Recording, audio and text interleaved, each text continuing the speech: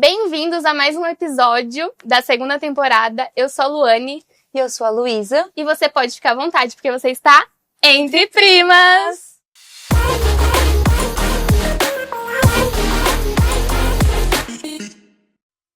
E já começando pra falar do look maravilhoso que você tá usando, Lulu.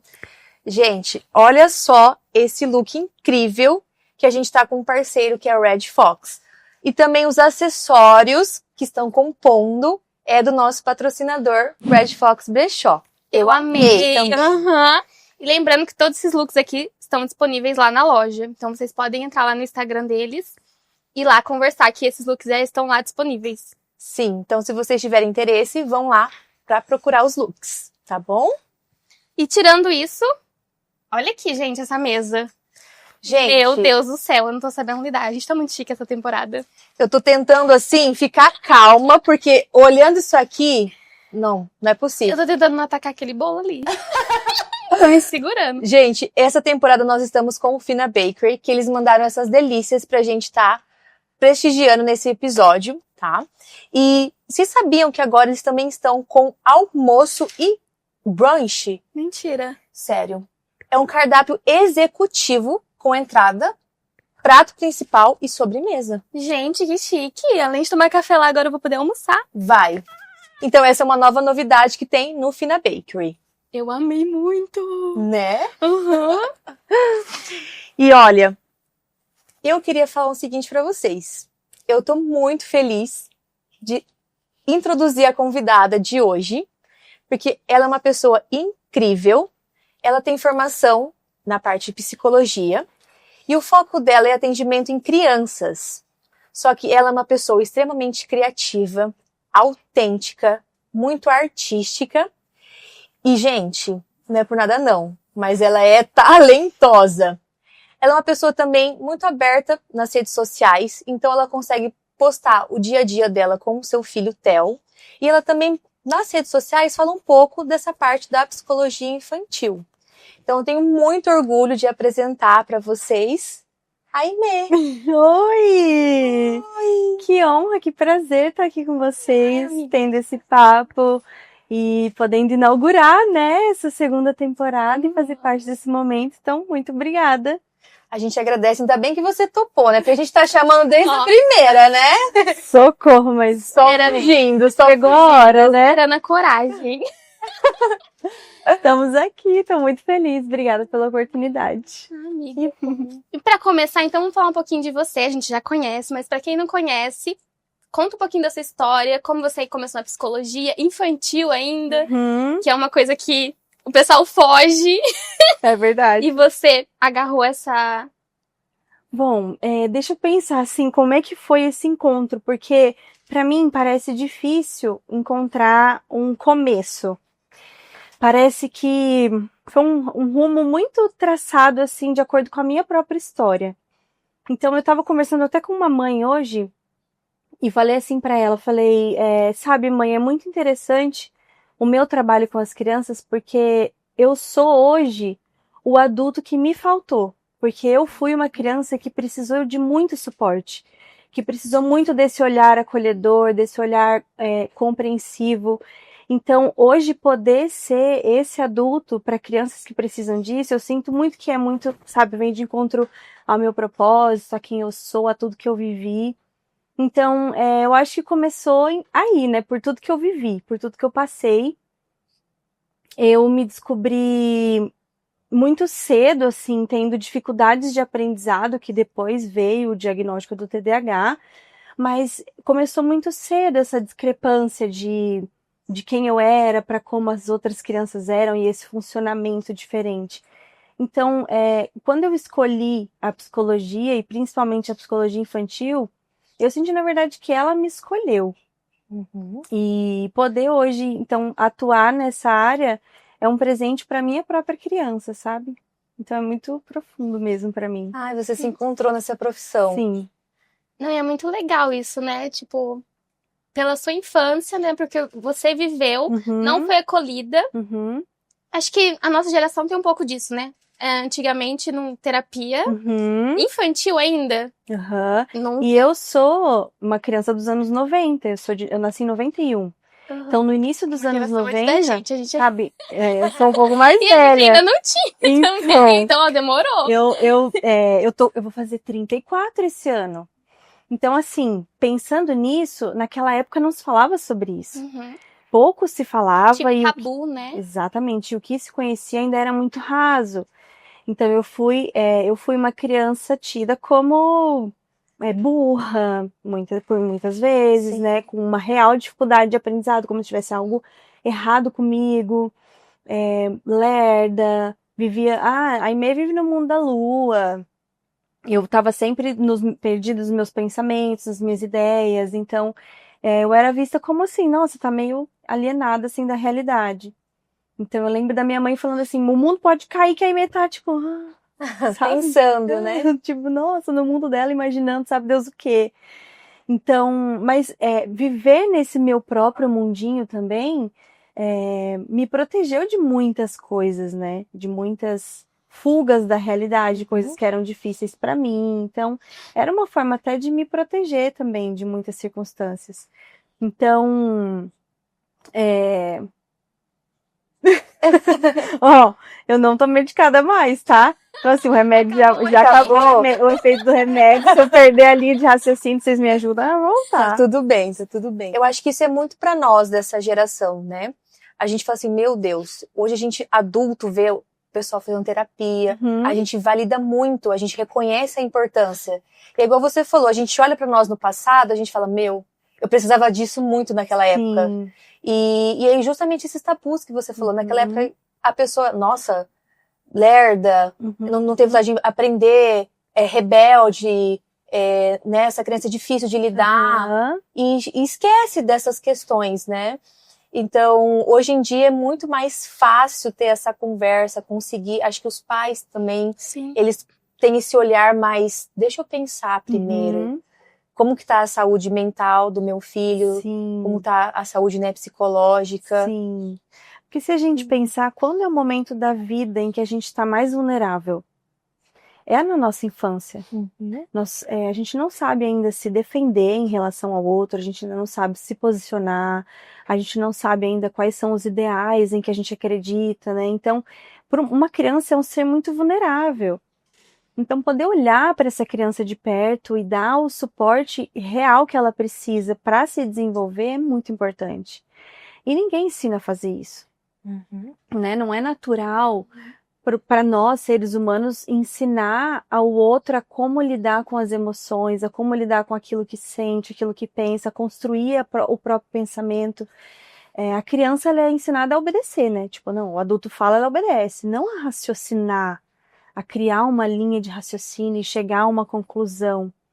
Então, hoje a criança está sendo vista dessa nova forma, onde é um ser em potencial, é alguém que tem que ser ouvido, que tem que ser acolhido, tem que ser aceito. Ensinar antes, né? E você já chegou a fazer atendimento para adultos? Se eu atendo adultos? Eu atendo alguns. Eu atendo alguns adultos. O meu foco é criança, infantil. Mas alguns adultos me procuram especificamente pedindo atendimento. E aí eu abro... vou chamar de exceção, né? Porque pra mim é exceção. Não, porque eu te pergunto assim, você sente uma diferença do adulto se abrir pra criança? Bastante. Acho que a criança se permite mais, né? É mais fácil. E a criança, ela tem menos bloqueios, né? Vamos chamar assim. O adulto, ele é cheio de medos, ele é cheio já de receios, porque ele sabe do julgamento do outro. A criança, ela tá aprendendo ainda sobre isso, ela tá entendendo que existe o olhar do outro. Então, existe uma espontaneidade na criança, né? Então, na hora de brincar, até ela não faz de conta de inventar história, a criança põe aquilo que ela vive, porque é o que ela tem de referência. Então, quantas vezes a gente vai brincar e a criança começa a encenar o pai e a mãe brigando, porque é uma cena que ela vê em casa, ou ela encena ela brincando sozinha o tempo inteiro, e aí quando eu questiono, ela traz que essa é a realidade, eu sempre tô sozinha e tal. Então a criança, ela traz através do brincar aquilo que ela vive. O adulto, ele consegue mascarar, né? Ele mascara muito, ele esconde. Então, eu não quero falar disso, isso aqui não toco, isso aqui eu não quero que os outros saibam. E às vezes nem com o terapeuta, nem com o psicólogo, ele consegue ser 100% transparente. às vezes mente, né, pra Uhum. se sentir... Tem coisas que, isso Tá aqui eu não pagando- quero mexer. Tá pagando a pessoa. Pra mentir. Tipo assim, eu tô pagando alguém pra mentir pra ela. Ai, que doideira. Eu tô fazendo quero que terapia, mas eu não vou tratar o meu trauma. Eu quero que minha terapeuta goste de mim, então eu meto uma personalidade pra Tô ela. pagando alguém pra gostar de mim, gente. É uma pira. Nossa, é realmente um... É difícil, porque a gente já tem essa necessidade de querer agradar, né? Uhum. Então, na terapia é meio que pra Não vou falar isso porque vai que... isso. Daí O que ela vai achar pensar de mim, né? É? Bem isso, aí criança não tem isso. Criança não Uhum. tem filtro, né? A criança viu, É. falou o que pensou. Uhum. Sim. Tanto que a criança ganha um presente que não gosta, qual que é a reação dela? Ah. E aí a mãe fala, agradece, fala que você gostou. Aí a criança vai aprendendo. Mas eu não gostei, mãe, não quero Ela tem que agradecer. fazer. É. Uhum. Então, em casa, a gente até fala com o Theo assim, né? Filho, quando você ganhar um presente, a primeira coisa que a gente precisa reconhecer é a intenção da pessoa em te dar o presente. Então, não o que você ganhou. Não importa o que você ganhou. Mais importante que isso é a intenção da pessoa em te dar esse presente. Então, vovó te deu esse presente, vovô te deu porque te ama, lembrou de você e tal. Então, vamos ficar felizes por esse sentimento. O que vier depois, se gostar do presente ou não, aí é lucro, né? Nossa, que legal olhar por esse lado. Tipo assim, não fingir que fazer a criança Uhum. fingir que gostou, mas agradecer Ah, por a pessoa ter lembrado, te dado o Sim. presente. Nossa, é um outro, Nossa, pelo outro sentimento olhar. envolvido. é diferente, porque Uhum. a gente vê que as pessoas falam assim, agradece, fala que você gostou. Então já tá falando assim, fala que você gostou, mesmo não Ensina a gostou. mentir, ensina a criança a Aham. mentir, né? E esse é muito diferente, que você falou. Agradece porque a pessoa teve essa Uhum. intenção, ela pensou em você, né? Sim. E você mencionou o Theo, você é mãe. Como você consegue separar esse lado psicóloga e mãe? Você não mistura tudo? Você acha que te ajuda a ser mãe, sendo psicóloga infantil? Ai, olha, é um treinamento pra mim todos os dias separar isso, porque eu preciso, assim, entender que em casa eu sou mãe, né? Por mais que eu tenha recursos e que eu possa utilizar esses recursos em casa, eu preciso ser a mãe do Theo, não a psicóloga do Theo. Inclusive, esses tempos atrás, acho que foi ano passado, o Theo tava com muitas dificuldades emocionais, assim, de lidar com várias questões e medo das coisas, medos intensos, assim, de estar paralisando ele. E aí a gente falou assim, eu acho que tá na hora da gente procurar ajuda. Vamos procurar uma psicóloga pro Theo. E aí a gente foi atrás de uma psicóloga, ele começou esse processo com ela, tal. E então eu sou mãe do Theo. E eu sempre me relembro isso. Mas é difícil separar porque a minha energia, né, a energia que eu tenho, ela acaba sendo distribuída, né, entre os pacientes que eu atendo. Então, quando eu chego em casa, eu ainda preciso ter energia pro Theo. E o fato de eu trabalhar com crianças acaba tornando essa situação esgota um pouco, né, porque criança exige atenção, uma atenção plena, uma atenção presente, uma troca real. Então, não dedicar isso só às crianças do meu atendimento, do meu dia, do meu trabalho, é um desafio.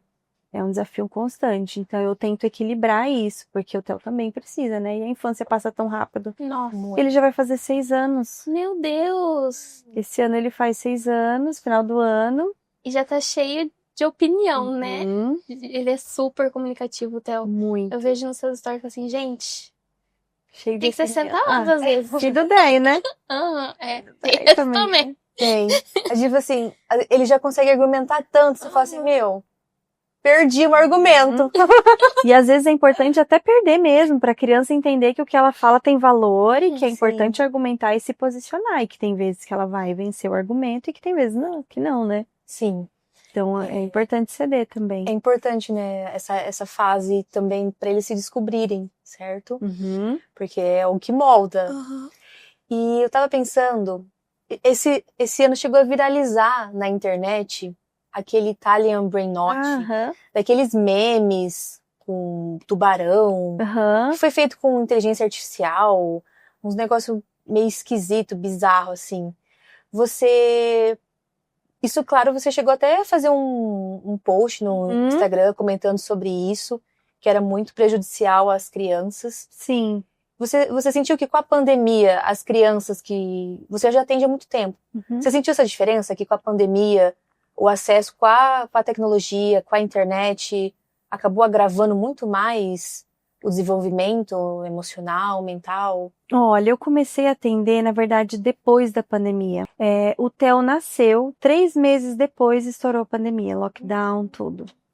E eu fiquei, eu fui mãe tempo integral, assim, total, focada só nisso, por 2 anos e meio. E foi o tempo da pandemia, foi nesse momento. Então, nesse momento, eu não trabalhava, eu estudava, eu estava fazendo pós, eu estava, né, estudando outras coisas, descobrindo o que eu ia fazer quando eu fosse para a clínica, como exatamente eu queria trabalhar, abordagem. Mas naquele momento eu ainda não atendia. Eu comecei a atender tem 3 anos. 3 anos. Isso. Então eu não sei dizer a diferença, né, antes pandemia e pós-pandemia. Mas eu posso dizer o que eu percebo das crianças que nasceram de agora. São crianças com muita dificuldade de interação social, assim. São crianças mais para dentro, sabe? Muito tímidas, muito reservadas, muito desconfiadas. Eu acredito que a pandemia, ela marcou muito os pais, primeiramente, né? Pelo medo da morte, pelo medo da infecção, enfim, da contaminação. Então, o medo dos pais reflete nas crianças. Então, hoje a gente está colhendo esses frutos da pandemia, o fruto do que foi uma infância na pandemia. E eu vejo no Theo um pouco isso. Eu vejo ele uma criança um pouco desconfiada, ele é mais observador, fica na dele. E aparece muito para mim essa questão. Então os pais vêm e falam, Amy, eu não sei se é normal, se tá num nível normal, sabe? Se eu devo respeitar essa timidez da minha criança, ou se é algo que a gente realmente precisa trabalhar, se ela precisa se desenvolver mais. Então, esse conteúdo que você falou, o Italian Brain Rot, ele apareceu agora, no começo desse ano, e viralizou totalmente, né, esses vídeos criados por inteligência artificial, que são músicas completamente sem sentido, que ficam repetindo as mesmas coisas e repetem. Então, a criança decora em questão de segundos, ela decora aquilo. Mas aquilo não está ensinando nada para a criança. Não é como se a criança estivesse assistindo um conteúdo em que ela aprende algo a partir daquilo. Não, ela está simplesmente repetindo algo que ela nem sabe o que está sendo dito, e algo completamente sem sentido, e que o próprio nome diz, né? Brain rot significa apodrecimento cerebral. Então, está danificando o cérebro da criança, esse tipo de conteúdo. E ver que as crianças elas estão completamente fissuradas por isso mostra uma realidade preocupante, porque as crianças elas buscam esse consumo de prazer imediato. E esse vídeo traz isso, esse tipo de vídeo traz isso. Essa repetição constante, ela traz essa sensação de que você está entendendo o que está acontecendo, mas você não sabe o que está sendo dito, o que você está vendo. Então, é algo confuso para o sistema nervoso, sabe? E aí, quando eu parei e expliquei pro Theo, eu falei, filho, esse tipo de vídeo, você não tá aprendendo nada com isso, você não fica mais inteligente, você não fica mais criativo. Mas você viu que o Theo tava consumindo? O Theo tava consumindo, tava aparecendo pra ele. Hoje, o Theo não tem mais acesso a YouTube, mas faz pouco tempo que a gente decidiu, assim, vetar completamente. Você não tem como ficar o tempo inteiro vendo. Não tem, aparece, é bizarro, tipo, o tempo inteiro vem anúncio, vem isso, vem aquilo, e por mais que você tente bloquear, aparece. Mesmo com aquelas, eles colocam assim, perfil infantil, né, pra filtrar. Mas daí eles colocam um perfil como coisa infantil, né, esse Italian Brain Rot. Porque tipo um desenho, uma musiquinha, né, infantil. O duro que o negócio igual você falou, muito repetitivo, né? Ele não tem uma sequência, assim, imagina, 20 minutos com a mesma coisa. E ensinando umas coisas sem noção, fora da realidade. Então, mas a questão da pandemia, eu acho que traz isso um pouco, não traz? As crianças hoje em dia estão usando mais tecnologia. Então, muito. Porque era só isso que elas tinham acesso. O que elas iam brincar? A mãe colocava Sim. no iPad, assistir desenho na televisão, porque não podia sair lá fora. E a realidade de hoje é que, assim, todo adulto tem um smartphone, né? E é mais prático deixar a criança na tela para poder fazer as outras, Muito, né? as outras coisas, É né? difícil a criança. A criança fica vidrada, ela nem pisca, ela não dá trabalho nenhum. Trabalho nenhum. É difícil porque assim, eu entendo, às vezes a mãe tem que fazer um almoço, alguma coisa assim, e precisa cuidar da criança, aí coloca ela rapidinho ali na tela, fica 1, 2 horas, consegue agilizar as demandas da casa. Sim. Só que aí, às vezes esquece do quão prejudicial é a tela, né? Às vezes aparece um pai ou uma mãe pra mim e fala assim, eu falo, não, me conta um pouco do que tá acontecendo, né? O que te traz aqui? O que tá preocupando você? Ai, meu Deus do céu, minha criança não para, tem muita energia, e sobe aqui, faz isso, e abre ali, faz isso, nananana, e sobe, e cai. Daí eu falo e ela me questiona e não quer obedecer. E o que eu faço? Eu falo assim, agradece a Deus. Você tem uma criança saudável. Você tem uma criança, assim, feliz, que tá se sentindo, assim, plena para descobrir o mundo, para desbravar. Precisa de limites? Claro, precisa entender aquilo que ela pode fazer para não se machucar e tudo mais. Mas, assim, é uma criança saudável, uma criança, né, totalmente capaz de se descobrir no mundo. Então, assim, vamos agradecer porque você é uma criança saudável e vamos descobrir o que fazer então com essa energia, vamos canalizar para algum lugar. Obviamente, essa criança tá precisando extravasar, descobrir o mundo. Vamos então entender quais são os momentos que você brinca com ela, quais são os momentos em que ela tem essa atenção plena, quais são os momentos em que ela tem para se desenvolver. Então, aí eu começo a investigar, né, qual que é a rotina da criança, qual que é a demanda emocional que ela tem. Mas é muito interessante, porque o que me preocupa é quando chega um pai e uma mãe que falam que tem uma criança passiva, uma criança que não questiona, uma criança que aceita as regras, que aceita todos os limites e que, sabe, abaixa a cabeça. Daí eu fico assim, São coisas diferentes. nossa, vamos olhar para essa criança, vamos, né, vamos dar um suporte, porque essa criança com certeza está em sofrimento, porque essa criança tem uma voz, ela só não está sendo ouvida, né? Pra tá reprimindo tudo, né? A mãe assim, nossa, meu filho é muito agitado. Você, nossa, que bom! Que bom! É uma criança, E dois né? extremos, né? Tem gente que chega, ai, minha criança é tão quieta, ai, minha criança é tão agitada. Exatamente. E assim, ela não tem nada de errado. Ela assim, não acredito, é assim, é o certo. Mas o que eu faço com ela, então? Daí já Que é uma criança quieta como bebê reborn. Não é, gente? É verdade. Mas não vamos nem entrar nesse assunto. E você, nas suas redes sociais, você trouxe um tema muito importante, que é sobre o autismo. Você se descobriu agora, depois de adulta, com 30, quantos anos você tem? Tô com 33. 33 anos. E como que foi pra você? Foi acolhedor? Você conseguiu definir várias coisas que você era na infância, você falou do jeito que você era, que achava que era a sua personalidade. Agora você conseguiu dar nome pra essas coisas. Como que foi ter esse diagnóstico agora, adulta? Então, esse assunto, ele é bem... Como que eu vou dizer? Ele é um assunto profundo e um assunto delicado de se conversar, porque surgem muitos questionamentos. Porque existe um estereótipo sobre o que é o autista, né? E como é o autista. E eu claramente tô fora desse estereótipo. Eu não preciso que alguém me diga isso. Eu me questiono sobre isso, né? Eu já fui de me questionar muito sobre isso, porque eu não faço parte desse estereótipo. Mas é muito importante a gente conversar sobre isso, porque o autismo, ele é um espectro. E sendo um espectro, ele existe inúmeras formas de ser e existir. E eu me descobri existindo dentro desse espectro. Aos 33 anos, é algo que veio para trazer sentido em algo que a minha vida inteira eu venho questionando. A minha vida inteira eu venho tentando entender e tentando desvendar de um sentimento sobre ser diferente, sobre enxergar o mundo de uma forma diferente. E aí as pessoas olham, né, e falam assim, para vocês terem uma noção, quando eu fui contar até para minha família, eu contei para minha mãe primeiro, né, contei para minha irmã primeiro, depois contei para minha mãe. E aí minha mãe falou assim: "Nossa, mas parece que virou moda, né?" E aí eu falei assim: "Ai, mãe, Falei, não é que virou moda, né, mãe? Que hoje a gente tem acesso à informação, hoje a gente sabe o que é, hoje não é mais esquisitice. Fala mais sobre isso, né?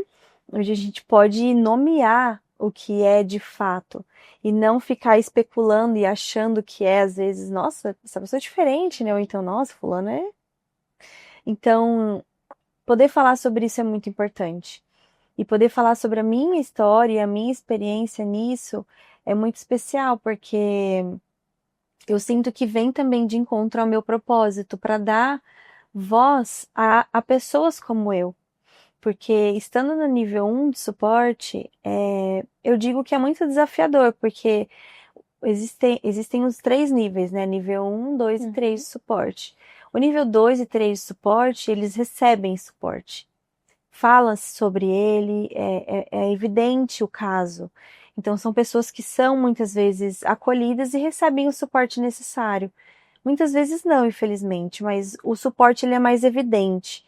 Para pessoas que estão no nível 1 de suporte, muitas vezes o suporte ele não é oferecido. E muitas vezes o diagnóstico ele é invalidado, porque assim, nossa, mas você não parece autista, mas você fala tão bem. Você se comunica bem, você fala, eu te entendo, você tá olhando no meu olho, você tá articulando. Você não parece autista. É que a pessoa quer ver Uhum. o que você tem, né? Por exemplo, a pessoa tá numa fila preferencial. Ela precisa aparentar o que ela é pra estar ali. É o direito dela. Exatamente. Então é meio isso. Né? E a pessoa não vê, assim, o esforço interno de fazer tudo isso, né? Então, por exemplo, o Deio, né? Que convive comigo há muito tempo. Hoje ele sabe que se a gente passou um tempo fora de casa, lidando com pessoas, interagindo com pessoas, quando a gente chega em casa, eu preciso do meu momento trancada no quarto. Tipo, eu chego em casa e falo, lindo, ele, vai lá. Recarregar energia. Eu vou pro quarto, eu preciso pelo menos ficar lá um tempo, assim, sozinha, em silêncio, tipo, sabe? Pensando, nossa, Cansei. bastante, né? Cansei, preciso me recarregar. E então, quem convive de perto há um bom tempo aprende a ler o outro, né? E entender essas necessidades do dia a dia. Mas quem não convive tanto passa despercebido e acha que o outro tá lidando super bem, e nossa, tá tirando de letra. E nossa, mas você não parece ter essa dificuldade. E não percebem o quanto eu mesma, assim, pratico, né, para isso. Eu tenho algo comigo que é o praticar, então eu ensaio conversas. Eu tô em casa e eu sei que eu vou, por exemplo, encontrar vocês. Nossa, gente, eu ensaiei muito pra estar aqui. Eu ensaiei, assim, tudo que vocês poderiam falar e vocês falaram assim, vocês querem brief? Quero, porque eu preciso saber, assim, o que me espera. Possível, a gente pode fazer um antes. Então eu ensaio, eu penso nas possibilidades, eu treino tom, eu treino expressão facial. E isso hoje já é mais automático. Eu tô com 33 anos, mas eu cresci assim assistindo filme, lendo muita revista, lendo muitos livros e aprendendo com os outros a como me comportar. Então, hoje eu faço isso com maestria, mas eu digo que foi um treinamento por muitos anos. E as pessoas não imaginam, né? É porque veio só agora, né? E não vê todo esse processo de trás. Tanto que você demorou pra conseguir. Muito. Gente. Tenho muita sensibilidade sensorial, então eu lembro que eu era pequena e a minha mãe me colocou no balé. Eu fiquei pouco tempo no balé e a minha mãe falava, mas Emia, por quê? Eu falava, eu não aguento essa roupa me pinica. E ela falava que eu dizia que tinha formiga. Tem formiga na roupa, tira. Eu não suportava meia, tipo, até hoje, roupa me apertando. Eu tô sempre com uma roupa mais larguinha, roupa confortável. Eu tenho bastante essa sensibilidade sensorial com sons, eu tenho também bastante. Eu percebo sons que ninguém percebe. Então, pra mim, mas é interessante porque eu me incomodo muito com barulho, mas quando eu vou ouvir música, eu boto no máximo, assim, torando. Então, é um dilema pra mim, porque na verdade, eu sou uma pessoa complexa. Eu tenho TDAH e também me descobri no espectro. Então, é um dilema conviver com todas as minhas demandas sensoriais, emocionais e de quem eu realmente sou, assim, sabe? É como se o TDAH, ele me pede para sair da rotina, ele me pede por novidade, sempre. Então, faz algo novo. Mas, ao mesmo tempo, o autismo me traz essa coisa de gostar de fazer sempre a mesma coisa. Então, quando eu como alguma coisa e eu gosto, eu fico vidrada naquilo. Eu preciso comer aquilo várias e várias vezes. Até enjoar. Até enjoar. Aí cansa, vai pro outro. Abri uma sorveteria perto da minha casa, eu comi... Eu acho que eu cheguei a comer lá, assim, todos os dias, repetidamente, em dias contados, dia após dia, por mais de 10 dias. Chega lá, a pessoa deve Ir lá e comer. Elas me conhecem. Eu entro. Hoje é o nível de limão. Hoje é tal. Porque é sempre entre 2. E elas me conhecem. E eu Aí você faz uma semana que não tá lá, gente, cadê ela? Eu tô com saudade. Tô com saudade dela. Tu ia vir todo dia aqui. Já cansou, aí já Cansei. Pra você já deu. Gente, olha. Eu sou assim. Gente, mas é um esforço. Aí você falou, né? A pessoa que tá vendo o externo não sabe o que tá Imagina. acontecendo no interno. Tanto de esforço que você tá fazendo pra tá fazendo aquilo, né? Uhum. É uma coisa muito mais complexa. Uhum. Então agora a gente vai entrar num dos quadros que a gente preparou pra você. É o nosso momento Cia Color, do nosso parceiro aqui. Com o apoio da Cia Color, a tinta que entende que cada cor tem um sentimento, uma história e uma intensidade. Agora você vai definir as suas emoções e sentimentos com uma cor. Legal. Porque pra Cia Color, pintar é muito mais que colorir paredes, é colorir emoções. Então vamos lá, eu vou te dar uma situação. E aí você vai falar uma cor que representa aquela situação pra você. Tá. Se você pudesse pintar sua infância com uma cor, qual seria e por quê? Nossa, gente. Que profundo, né? Profundo. Você viu? Nossa, minha infância eu pintaria de amarelo. Por quê? Porque foi uma boa infância. Eu cresci brincando muito, eu brincava na rua, eu subia em árvore, eu brincava com os meus primos. Eu tive uma infância de real brincar, sabe? De, assim, de liberdade de fazer as coisas, aprender a andar de bicicleta.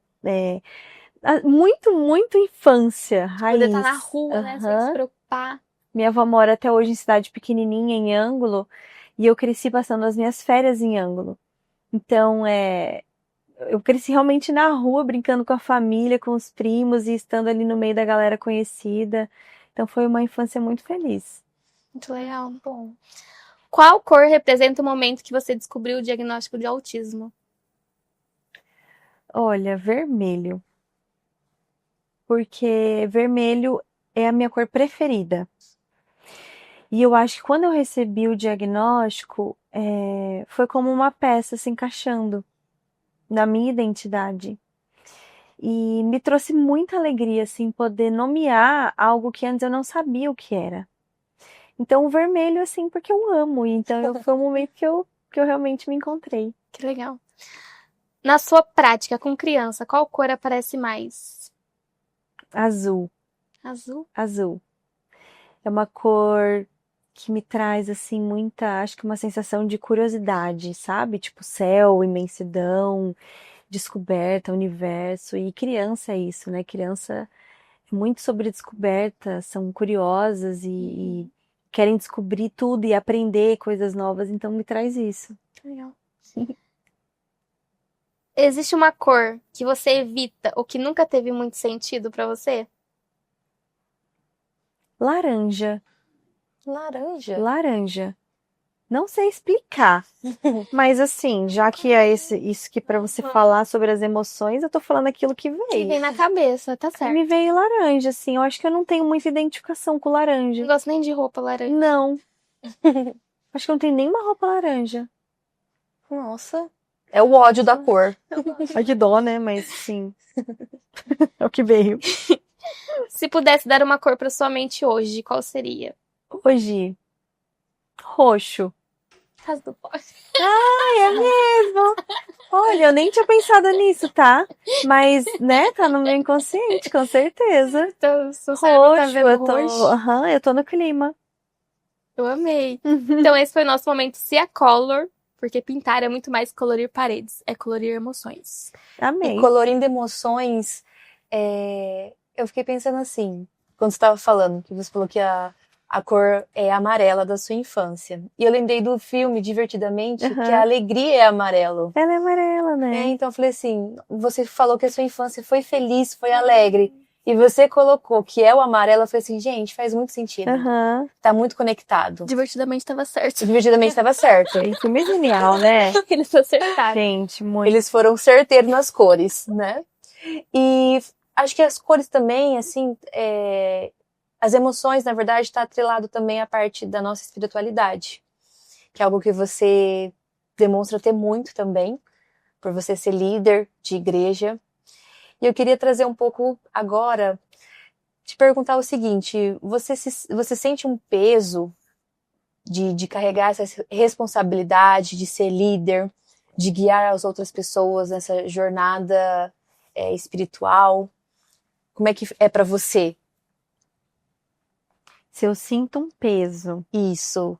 Você tem que se podar, por exemplo, ou você consegue ser você mesma? Tá. Eu amei, assim, poder falar sobre isso, porque eu posso dizer que foi e é ainda um processo. Eu falo que é um processo porque me encontrar em Deus foi muito libertador, mas ao mesmo tempo exigiu muito de mim um processo de desconstrução daquilo que eu pensava sobre Deus. Eu cresci dentro da igreja, assim, desde muito pequena. Mas foi me apresentado, assim, um ideal de Deus e um ideal dessa vida dentro da religião, de um Deus que está sempre te exigindo algo.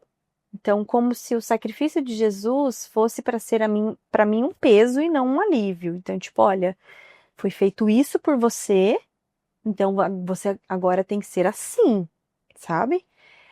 Nada menos que isso. Então, esse sacrifício foi feito. E eu lembro de pensar assim, cara, mas eu nunca pedi por isso, tipo, eu nunca pedi para Jesus morrer por mim. Ele podia então não ter morrido, e aí eu podia ser livre para cometer meus erros, tipo assim, sem esse peso, sabe?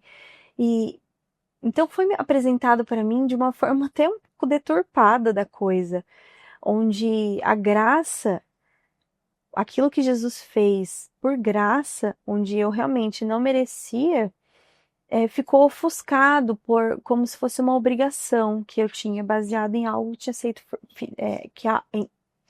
baseado em algo que havia sido feito para mim. Você tinha que retribuir. Como se eu tivesse que retribuir isso.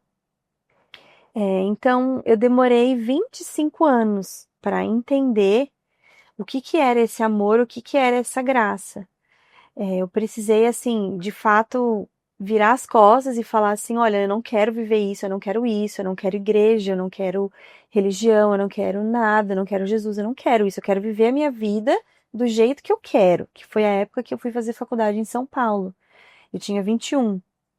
E eu fui fazer psicologia. Os 3 anos que eu fiz de psicologia foram em São Paulo. E aí, esses 3 anos eu vivi assim. Eu acho que nesses 3 anos eu não pisei numa igreja, eu vivi bem assim, de uma forma onde eu não pesava as minhas decisões baseadas no que eu achava que Deus pensava. Eu vivia de acordo com a minha vontade. E viver isso foi importante para mim. Tipo, fez parte do meu crescimento, porque eu precisei ver o que era a vida sem esse direcionamento, sem essa condução, sem essa luz. Porque para mim o diferencial de viver com Deus e ter uma vida com Deus é não estar fadado às minhas próprias decisões, como se eu estivesse com o rumo, com o remo do meu próprio barquinho, entendeu? Depende de mim remar. Então eu preciso remar bem. Quando eu entendo que não depende de mim remar, que quem sustenta o meu barco é Deus, eu aprendo que eu posso, às vezes, remar com mais intensidade, que às vezes eu posso descansar, porque quem me conduz é Ele. Então, eu me permito, assim, entender as minhas próprias limitações. E eu falo que foi um processo porque eu sinto, sim, um peso em relação a ser líder de uma igreja hoje. Eu sinto que estar nesse lugar de referência é muita responsabilidade. Querendo ou não, as pessoas olham para o que eu faço e como eu ajo, e elas buscam ou não normalizar aquilo dentro de uma vida com Deus. Então, vamos dizer que elas me veem, que exemplo que eu posso usar agora, mas sei lá, as pessoas me veem tratando mal o Deio, sendo grossa com o Deio, sendo ríspida com ele. As pessoas me vendo fazer isso é como se eu normalizasse, como se aquilo fosse normal, entendeu? E aquilo não é normal nem para uma pessoa que, ao meu entendimento, uma pessoa que conhece a Deus, uma pessoa que não conhece a Deus, isso não é normal. Mas para mim, que tenho esse desejo de ser como Jesus foi, eu entendo que eu não devo agir assim. Então parece que existe um peso sobre mim de estar sempre de acordo com o que esperam, ou de acordo com aquilo que as pessoas dizem que tem que ser. Então eu me sinto às vezes assim até observada na forma como eu me visto, na forma como eu me falo, como eu me expresso, na minha maternidade. Então é um desafio para mim não deixar que isso me trave. Eu percebo que o Dale, ele tem muito essa facilidade e ele me incentiva muito a ser quem eu sou e pensar como eu penso e me expressar. Mas é um desafio para mim. Eu sinto que ser líder hoje de uma igreja e estar à frente e ser casada com um pastor, né, que é a minha realidade, me traz uma responsabilidade maior. Espero que você seja algo, por exemplo, coloca os tabus, os estereótipos. Ela é esposa de pastor, ela é líder de uma igreja. E quando você mostra que você também é ser humano, as pessoas falam que é absurdo. Sim. Ela também cometer erros, né? Parece que ser líder, ser referência, você tem que ser algo muito... Tem que estar num padrão, né? Então, se tivesse dias ruins, estresse, sentimentos, né? Então, colocam você como, meu Deus, é uma pessoa que vai cometer E esperam até que eu tenha esse carisma que até o Deio tem, porque o Deio, ele tem carisma, ele é comunicativo, ele interage com as pessoas, eu sempre falo pra ele, né, quando a gente chega no ambiente, ele é o tipo de pessoa que fala assim, e aí, gente, tudo bom? Todo mundo olha pra ele pra dar oi. Eu chego, eu procuro uma cadeira vazia, eu vou sempre. Você assim, ai, não quero cumprimentar. Não, tipo assim, não. Se alguém olhar pra mim, eu faço. Mas não é por mal, né? Você, nossa, passou e nem falou com ninguém, nem comentou. Não é por mal, mas às vezes as pessoas interpretam assim, tipo, nossa, a Aimee é séria, né? A Aimee, tipo, na dela, a Aimee não gosta muito de interagir. Eu sou vista assim às vezes. Mas hoje em dia não me afeta mais. Mas ter casado com o Deio, que é tão diferente de mim, que é o oposto, né? Tipo, muito extrovertido. É interessante, porque a gente fica, nossa, a gente fala, ó, assim que... Se esconde ali comigo, ninguém vê. Não precisa gritar, fica quieto. Ai. Ele é assim, vai, fala oi, você. Não, vamos ficar quietinho. Mas eu falo isso. Controlando o outro. Eu sou assim com a Luísa, quando a gente chega, ainda mais lá no Cine, tá todo mundo, tem várias rodas, tem várias pessoas. A Luísa chega e cumprimenta todo mundo. Eu falo pra ela, ai, agora eu vou ter que cumprimentar todo mundo. Que droga. Ela sai beijando todo mundo. E eu só queria fazer, tipo assim, ai, gente. A gente chegou na casa dos pais do 10 final de semana pra almoçar. Uma hora ele chegou e falou, Lindo, você deu oi pro meu pai? Deu. Ai, não, vou lá. Aí foi. Eu sou esse tipo de pessoa. Ele tá acostumado já, né? Ai, ele achou que tá bom. Tá acostumado. Amiga, agora eu vou aproveitar e vou fazer um quadro que é rápido. Que é o momento roda rápida da mente da Mapa 4. Bom, a gente sabe que a Mapa, o pessoal lá, todo mundo é craque e ágil nas respostas. O pessoal já é todo mundo treinado. Então vamos ver se as suas respostas são rápidas e curtas igual o pessoal? Vamos ver. Então, ó, vou falar 3, 2, 1, valendo, daí eu já vou soltar as perguntas. Tá? E eu respondo assim na lata. Na lata. Tá. Então, 3, 2, 1, valendo. Um livro que mudou sua forma de ver o mundo. A Eternidade numa Hora, do Rubem Alves. Uma frase que você gosta de repetir. Deixa eu traduzir ela, porque é em inglês. Ai, que verdade. Sim, desculpa, ela é, entendeu? Ela é bilíngue, sabe? É aquela assim, que eu prefiro morrer de paixão do que de tédio. Nossa! Qual foi o momento mais marcante da sua carreira? Da minha carreira? Acho que foi bem no começo, assim, que eu logo peguei um caso consideravelmente, sim, delicado. E conseguiu desvendar ele, assim, bem rápido. A criança evoluiu e tal, e, enfim, recebeu alta bem rápido. Foi um momento que eu ganhei muita confiança no que eu estava fazendo, então foi bem importante. E por último, qual divertidamente está no comando da sua mente? Ai, ansiedade. Ansiedade. Ansiedade. Ai, Infelizmente. Ela tá no comando. tá no Ela- comando. Aquela... Gente, então esse foi o quadro da Mapa, tá? Inclusive, queria dizer pra vocês que eles estão com um curso de persuasão pra vocês treinarem as suas táticas. Eu acho que tem gente que tá precisando dessa habilidade, né? Eu acho. Então, se vocês estão precisando dessa habilidade de conseguir fechar negócios, vender bem melhor, eles vão estar o curso que vai ser presencial no dia 28 de agosto. Então, eu vou deixar o link para vocês fazerem a inscrição na descrição do vídeo, tá bem? Eu amei. Você viu? Eu Muito também amei. legal. Você foi rápida? Foi rápido. É? Ela já Achei que você ia tá... travar no momento. No momento que Você ela vai... jura? Pensou Você muito foi muito rápido. rápida. Já tá treinada igual a pessoa da Mapa. Não. Ah, tá bom. Eu tô muito bem treinada pelo Deio, né? Que, É. tipo assim, que todo santo dia tá aqui na minha mente. Sarararara. Mas eu tenho que Ele habilidade. dá muito toque pra você? Tipo, ai... Ele usa disso Olha. pra...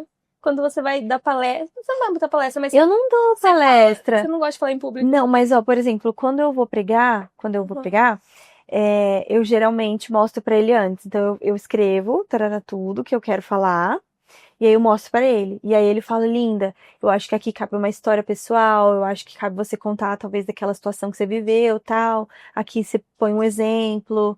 Então ele vai me dando esses toques assim. Quando eu falo, né? Mas não é um É pra você um desafio, né? desafio, amiga. Ela ensaia bastante, né? Nem sai bastante.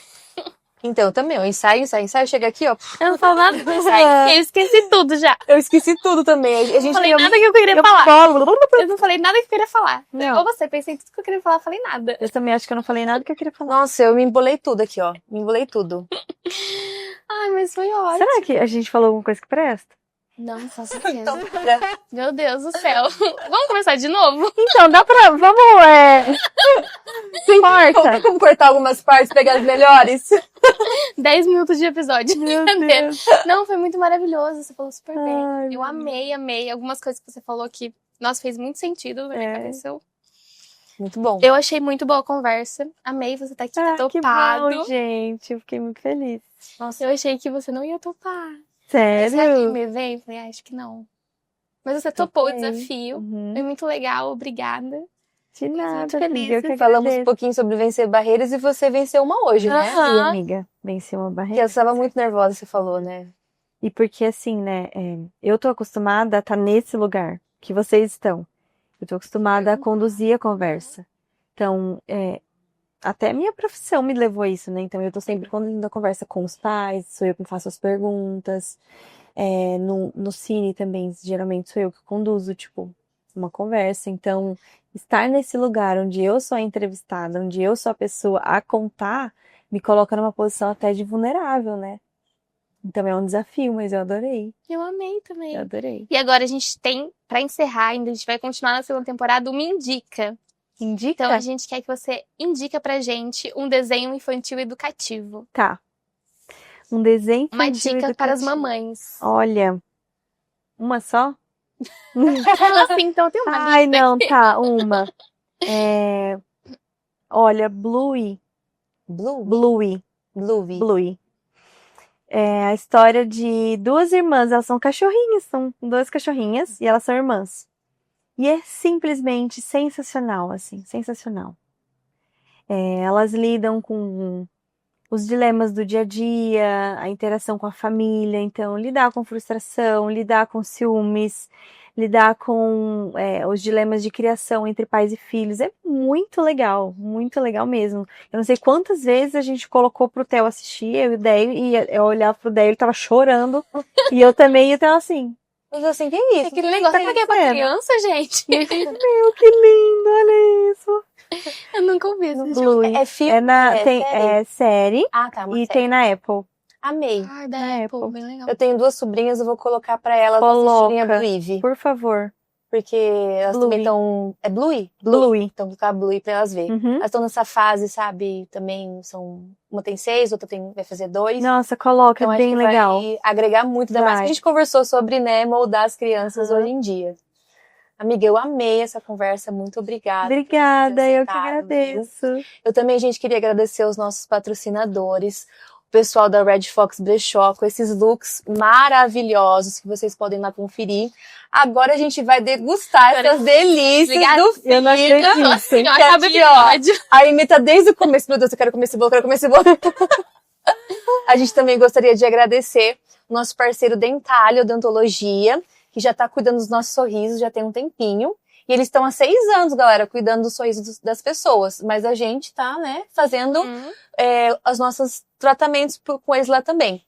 A gente quer agradecer também o pessoal da Cia Color, que, gente, todo mundo sabe que é referência de tintas de qualidade, é o pessoal da Cia Color. E também o pessoal da Mapa Educação, Mapa 4 Educação, que tem os cursos, tem os treinamentos. A gente também chegou a participar de um. E eles também estão com esse curso de persuasão. Então, gente, muito obrigada também a vocês por assistirem esse episódio. Deixem para nós os comentários o que vocês acharam. E até a próxima, Até a próxima. Tchau!